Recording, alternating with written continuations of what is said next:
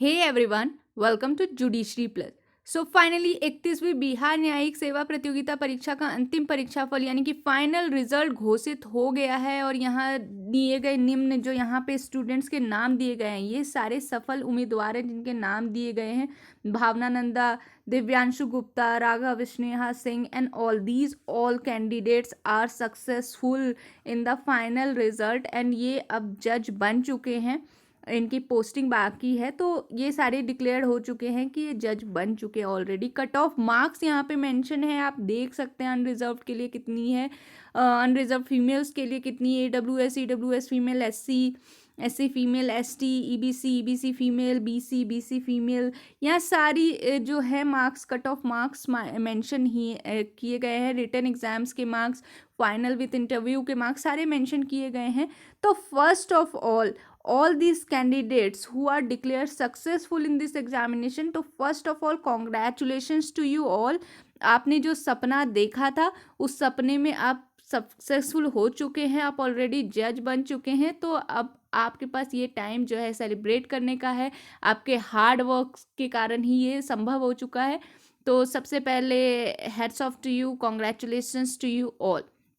ठीक है, तो अब जो है ये वीडियो की जो मेन मकसद है जिसलिए मैं ये वीडियो लेकर आई हूँ वो मैं आप सबके साथ शेयर करती हूँ।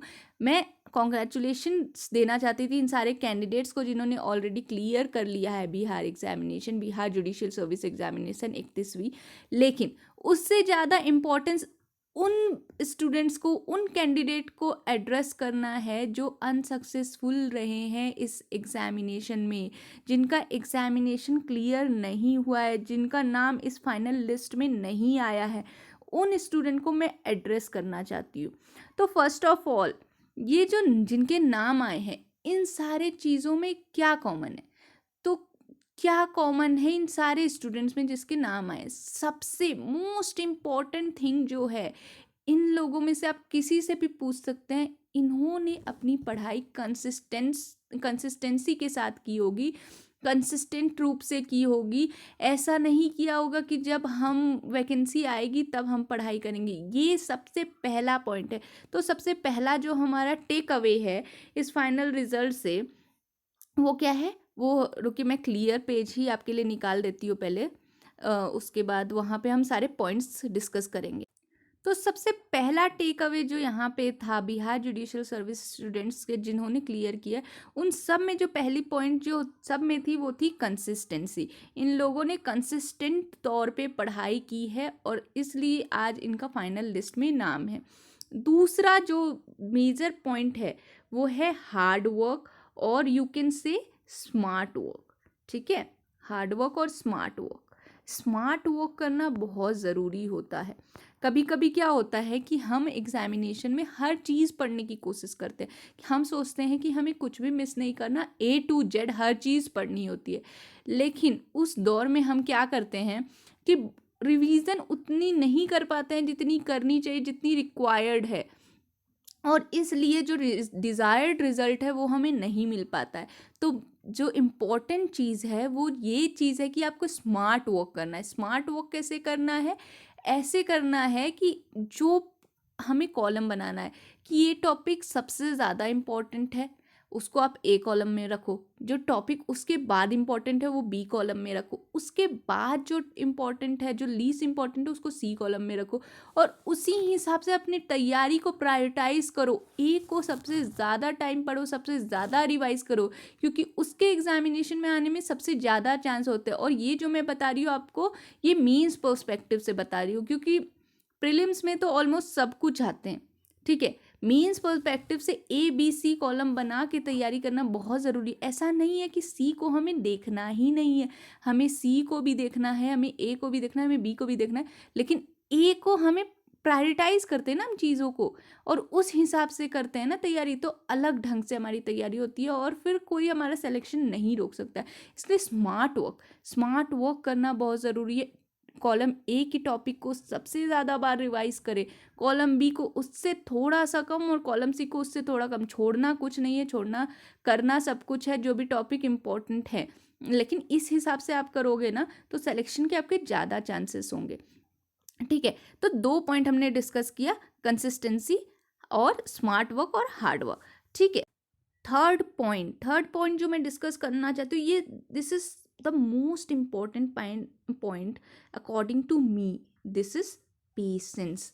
पेशेंस बहुत ही इम्पोर्टेंट है जुडिशियल सर्विस एग्जामिनेशन के लिए स्पेशली, क्योंकि आपने देखा होगा कि वैकेंसी आने के बाद, नोटिफाई होने के बाद भी कितना टाइम लगा ये फाइनल रिजल्ट आते हुए। और आपको क्या लगता है, इन सारे कैंडिडेट्स में जिनका नाम आया है फाइनल रिजल्ट में, इन लोगों ने अपनी मेहनत में कहीं पे भी कसर छोड़ा होगा? कहीं पे भी डिमोटिवेट हुए होंगे कि वैकेंसी क्या पता कब होगा, कब रिजल्ट आएगा? मींस एग्जामिनेशन के रिजल्ट के बाद 7-8 महीने तक कुछ नोटिफाई नहीं किया बीपीएससी ने, तो भी ये डिमोटिवेट नहीं हुएंगे, क्योंकि अगर उनमें से कोई भी डिमोटिवेट हुआ, उनका नाम इस लिस्ट में नहीं है। आप जाके पूछ सकते हैं उस कैंडिडेट से, आपके कांटेक्ट में भी बहुत सारे कैंडिडेट्स होंगे जिन्होंने प्रीलिम्स लिखा हो, मेंस लिखा हो, इंटरव्यू में गए हों, आप उनसे भी बात कर लीजिए। ये सारी पॉइंट्स जो मैं आपको बता रही हूँ, ये उनसे मैच कर रही हैं कि नहीं। आपने देखा था जब कोविड आया था, तभी 31st बिहार जुडिशियल सर्विस का प्रीलिम्स था, and prelims he 2-3 bar postpone हुआ था। प्रीलिम्स के टाइम से ही इस एग्जामिनेशन में पोस्टपोनमेंट ही रहे हैं, और 2 साल तो हो गया है। ये 2020 से चल रहा है ये वैकेंसी। 2020 में आई थी, मिड ऑफ द ईयर में आई थिंक, एंड उसके बाद कितनी बार आए कि वैकेंसी एग्ज़ाम पहले होने वाला था जून जुलाई में, फिर देन पोस्टपोन होके अगस्त में हुआ, फिर देन अगेन पोस्टपोन हो गया, दिसंबर में हुआ, एंड फाइनली दिसंबर में हुआ। 3 बार पोस्टपोनमेंट के बाद फाइनली एग्जाम्स हुआ। फिर मेंस एग्जाम उन्होंने करा दिए किसी तरह, देन अगेन मेंस के रिजल्ट के बाद कितना टाइम लगा इंटरव्यू में। तो इन सारे प्रोसेस में उसी का नाम फाइनल रिजल्ट में है, जिन्होंने ये थर्ड पॉइंट का ध्यान रखा, जो कि था पेशेंस का जिन्होंने ध्यान रखा है, वो जरूर इसमें सक्सेसफुल है। इनमें से कोई भी कैंडिडेट्स अगर इसको मिस करता, या जिन्होंने किया होगा, उनका इस फाइनल लिस्ट में नाम नहीं है। तो ये मुझे सबसे इम्पोर्टेंट पॉइंट लगता है इस प्रोसेस में, जुडिशियल सर्विस एग्जामिनेशन के प्रोसेस में, चाहिए किसी भी स्टेट का हो। ठीक है, देन हम अपने फोर्थ पॉइंट पे चलेंगे। फोर्थ पॉइंट है हमारा डिसिप्लिन। तो डिसिप्लिन में रहना और डिसिप्लिन में पढ़ाई करना बहुत ज़्यादा ज़रूरी है। डिसिप्लिन आपको अपनी लाइफ में कोई भी चीज़ अचीव करने के लिए चाहिए। ये डिसिप्लिन जो होता है ना, वो बहुत ज़रूरी होता है, ताकि हम अपने सक्सेसफुल हो सके। आप किसी भी सक्सेसफुल पीपल का लाइफ की हिस्ट्री, बायोग्राफी पढ़ के देख सकते हैं, उनका इंटरव्यू देख सकते हैं, सब ने यही बात करी होती है कि वो डिसिप्लिन में थे। अगर उनका टाइम था ये सोने का, तो उसी टाइम में सोते थे, उस टाइम में उठना था उसी टाइम में उठते थे, उनका रूटीन रहता था। एग्ज़ाम निकालने के लिए आपका रूटीन होना बहुत ज़रूरी है, आपको टारगेट होना बहुत ज़रूरी है, और उस टारगेट को अचीव करना बहुत ज़रूरी है। Daily target, weekly target, monthly target, quarter target, ये सारी चीज़ें ना डिसिप्लिन से आती हैं, और ये होना बहुत ज़रूरी है। विदाउट टारगेट बस आप गधे की तरह पढ़ रहे हो, कुछ नहीं अचीव होता है, वैसा कुछ नहीं होता है। आपको बहुत ज़रूरी है कि आप डिसिप्लिन मेंटेन करो।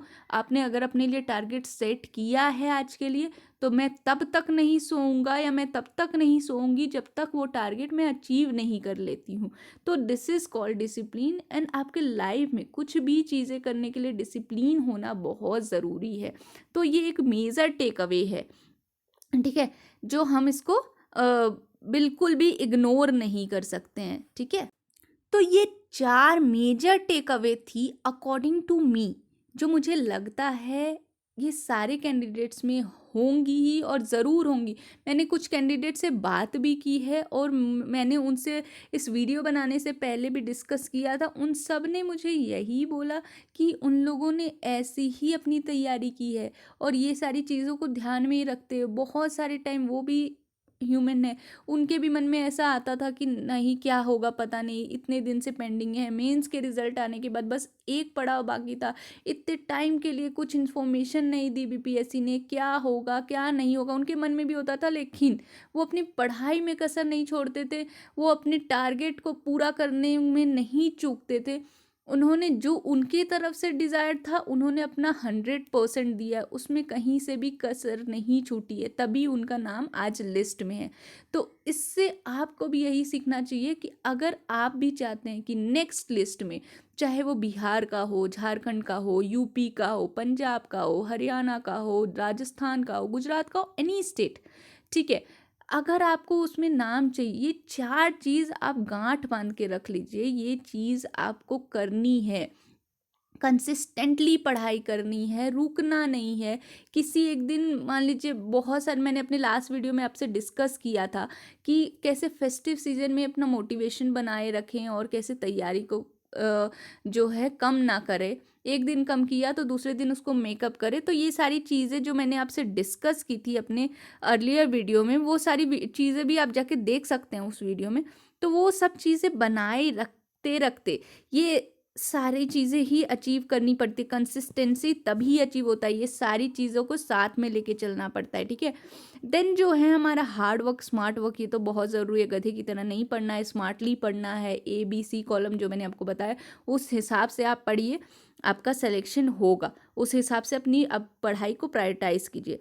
पेशेंस जो मेरे लिए, मुझे लगता है कि जो की इम्पोर्टेंट पॉइंट है इस एग्जामिनेशन के लिए, जुडिशियल सर्विस एग्जामिनेशन के लिए, वो है पेशेंस। पेशेंस आपको रखना होगा, डिमोटिवेट आप नहीं हो सकते हैं, आप एफर्ट नहीं कर सकते हैं कि आप डिमोटिवेट हो, वरना आपका चांस कोई और लेके जाएगा, तो ये आप एफर्ट ही नहीं कर सकते हो, ठीक है। ये बहुत इंपॉर्टेंट पॉइंट, डिसिप्लिन में रह के पढ़ाई करना, टारगेट पूरा करना, ये सारी चीज़ें बहुत इंपॉर्टेंट होती है किसी भी कॉम्पिटिटिव एग्ज़ाम के लिए, और वैसे ही इस एग्ज़ाम के लिए भी ये बहुत ही ज़्यादा इंपॉर्टेंट है। तो ये मेरे हिसाब से 4 टेक अवे थे, मेजर टेक अवे, जो कि हमें सीखने चाहिए बिहार जुडिशल सर्विस के रिजल्ट से, जो हमें सक्सेसफुल कैंडिडेट से सीखने चाहिए, वो सारे ये पॉइंट्स थे।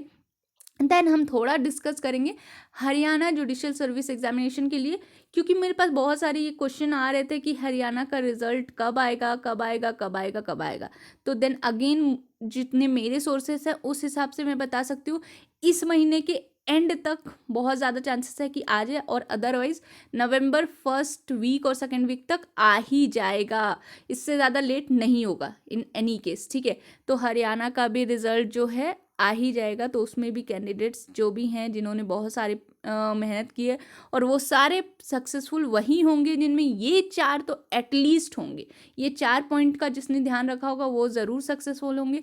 अगर आपने भी रखा है तो आपको चिंता करने की ज़रूरत नहीं है, जिन्होंने दिया है अपना 100% उनको पता ही होगा कि उनका रिज़ल्ट क्या होने वाला है।